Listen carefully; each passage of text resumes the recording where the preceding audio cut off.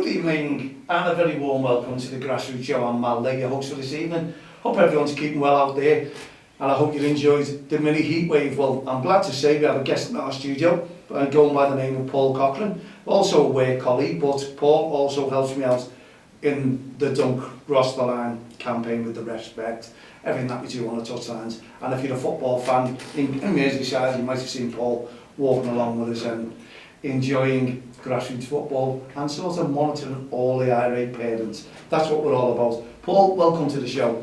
Well, thank you for having me this evening, Matt. It's a fantastic setup you've got here, where for Dunk Cross the Line, the grassroots, where we can get all the referees in, where we can get the managers in, can't we? I've just sort of get myself sorted out. I've normally got all prepared here, Paul. Anyway, yeah, it's lovely. No, I'm glad you like it because it took a lot of hard work and first time you've been really, isn't it? And you've come along to see. Yeah, it's fantastic, especially the...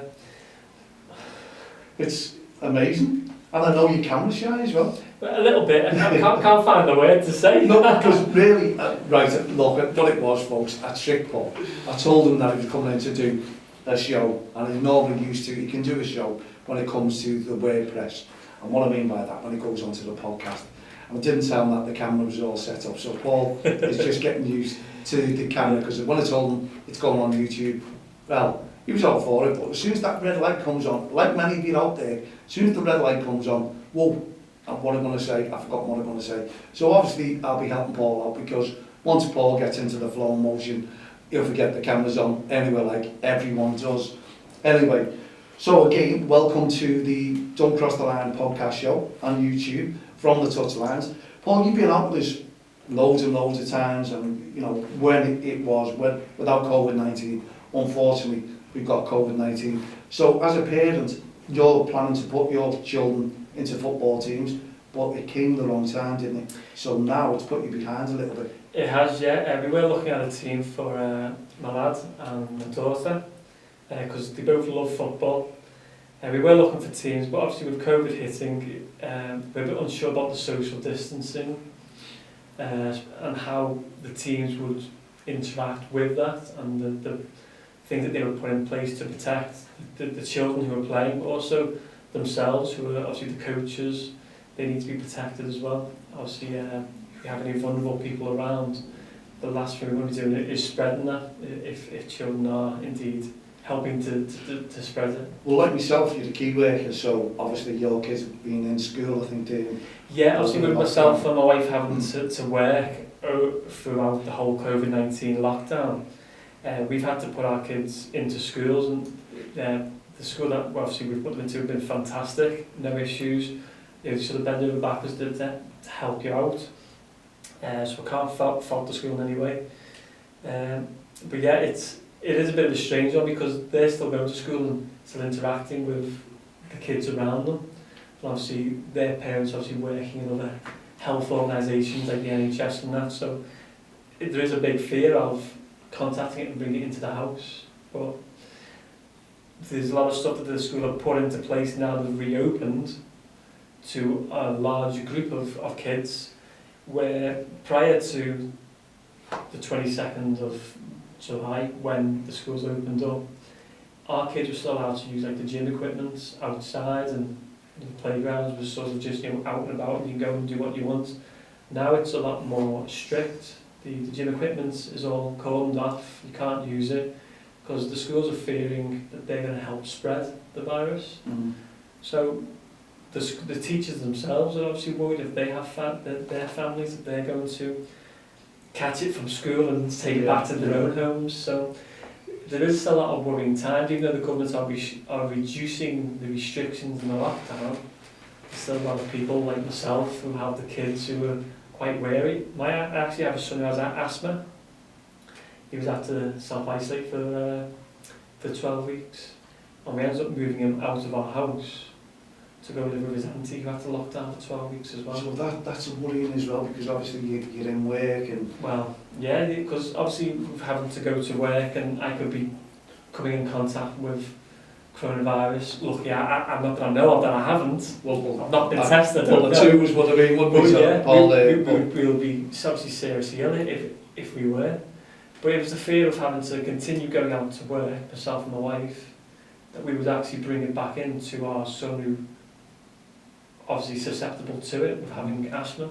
So we lost him for 12 weeks, which obviously was devastating. But these are the times that we're living in now, with all the changes. Going back when you say you went with your son for 12 weeks, I was looking at posts on there, and it was great the first few weeks, social media, all the parents, the mums and dads, fantastic. This furlough thing is great, you know, we're having the kids, we're having parties in the garden. Then it went to the second week and we're all doing keepy ups and watching the parents, the mums and dads. And then it went to about the 7th week, and all you see on there, social media is going, when are these kids going back to school? Yeah, we're going to the middle of them again, didn't we? It's like, get back to school. But looking at that one, you wanted your child home with you, and obviously. Yeah, obviously our worry was sort of different. We didn't want them back to school, we wanted them home. We wanted to have the lockdown over to get our family back together. Yeah. Obviously it was devastating to watch him go. You know, he even cried. He's not much of a crier himself, but he cried when he realised that it was serious. He had to leave home to make sure that he was safe. Well, when you say serious, when it first came out, I think everyone thought, no. We were too lackadaisy about it. You know, no one actually knew the true implications it would really have on us. But we talking grassroots. You come down to grassroots beforehand. We were talking to the kids, mums and dads, and I, for one, just as guilty, going, I think it's just the flu. I think it's going round here. You know, in China, we've heard all this lockdowns. Never happened here. And dear me. But I think we're all to blame because I don't think we were given the full information at the time from whoever's needed to give us that information. But now when we see the death toll, I think we're the highest in the world. If not, we're definitely the highest in Europe on the death toll. So that's frightening just by itself. What's your thoughts on thinking a second wave? You know, it's a massive possibility, because we're talking July the 4th, restaurants, pubs, everything seems to be going back to normal. Are we in normality at the moment? I don't think we'll ever be back to normality. And obviously we've had a lot of demonstrations and protests with the Black Lives Matter. I'm surprised we haven't had a second wave a lot sooner, due to a lot of people going out and rightly so protesting the issues there. Plus the beaches. And obviously a lot of people going to beaches. You know, I have a friend down south who have kids who are obviously susceptible to it, and they were quite shocked with the amount of people on the beaches. And the people just not sticking to the social distancing rules. So we're nationwide, we're all worried for different reasons, and we obviously need to not only protect ourselves, protect those around us, with obviously the government implementing face masks on public transport. So obviously moving back this to grassroots, when we do come back, and obviously I'm trying to get my lads and daughter into a team, will we have to social distance on the sideline? Will we all have to be wearing face masks on the sideline? This is obviously the plan that, you know, we're seeing now. Even you pointed out social media, even you pointed out to me that you've been driving past and you've seen it's supposed to be 5 kids, 1 coach, and we're all sort of, social distancing, making sure rules and regulations are enforced.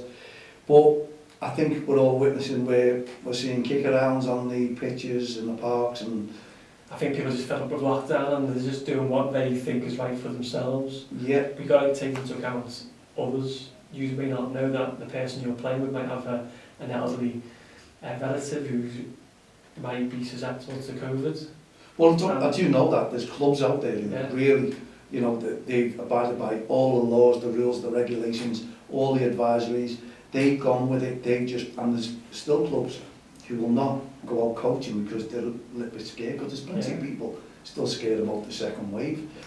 Definitely, yeah. Well, personally, I think a second wave will hit. I think it'll be a few months away. And that only goes through my own knowledge of what's being given to us in the media. I believe China, Wuhan, they had a second wave, which was kept quiet. Yeah. I believe South Korea have just had their second wave now. That's in the news recently. And we've been quite a few weeks behind the Asian countries. So I can only think August, September. That's again, I'm no professional. No. But that's just my personal view. I think our second wave will hit in a few months' time. And the reason we're discussing COVID-19 is because, obviously, from grassroots perspective, we're looking into it. The kids coming back, the referees, the young referees, everyone's a bit baffled. We're all waiting for the government to announce, yeah, it's coming back. We've heard July the 4th, there could be something coming back in. We're meant to get the pubs up again, aren't we? Well, yeah, but that won't do the kids any favours. But it might help the adults though. Oh, yeah, just a little bit, just a little bit. But again, you know, we've talked about the most massive cheers you see. I go on about social media because that's where you learn what's going on and how it's affecting people. Because without social media, I think we've all been in dire straits through the lockdown, wouldn't we? Because it was some fun, bringing people together, bringing postcodes together, but now it's tended to... Piece it off of it, yeah. Well, social media even has definitely helped, obviously, the time go by a bit easier. You have obviously all the social media crazes there, all the dancing that people are doing, and TikTok. Yeah, children on TikTok and doing the dances. So that's obviously helped the kids and even a lot of adults doing it as well, who jump onto TikTok.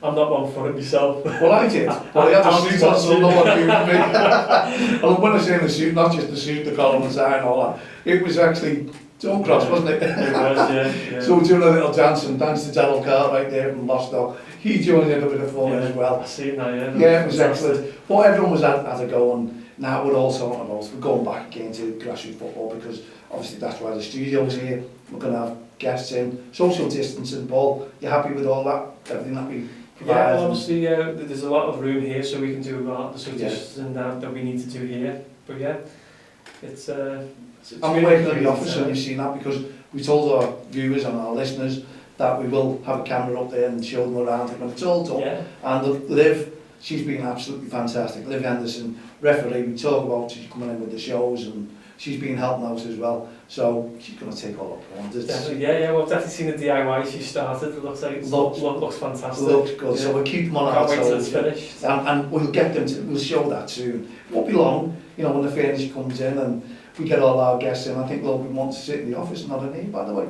Yeah, we'll do. But we'll have them. Anyway, we were talking about, you've seen it on the touchlines, the irate parents, spectators, managers even, coaches, when they've been shouting and screaming at the young referees. We've seen that a lot. Now, we were talking about how's it going to work with the FA. Hopefully they all wear masks and we can't hear them shouting anymore. Well, I'll put the duct tape on, you know, you can go on there, that'll work a treat there for everyone. You know, just duct tape instead of the masks. What an idea, Paul. DXTL, you heard it first here. DXTL duct tape, put your orders in. Paul, go out, get them supplied, and when it comes to touchline, I'm sure you can all appear on touchline then, because there'll be no shouting, will there, towards referees. Great idea. Well, Matt at don'txtheline.com, put your orders in and we'll have it all ready for you. DXTL duct tape for next season, no problems, no masks and no shouting. Referees are going to love you. Anyway, will there be shouting, do you think, next year? Will there be parents allowed? Will so many be allowed 1 week, the next week? How's the football going to happen on the pitches with the kids?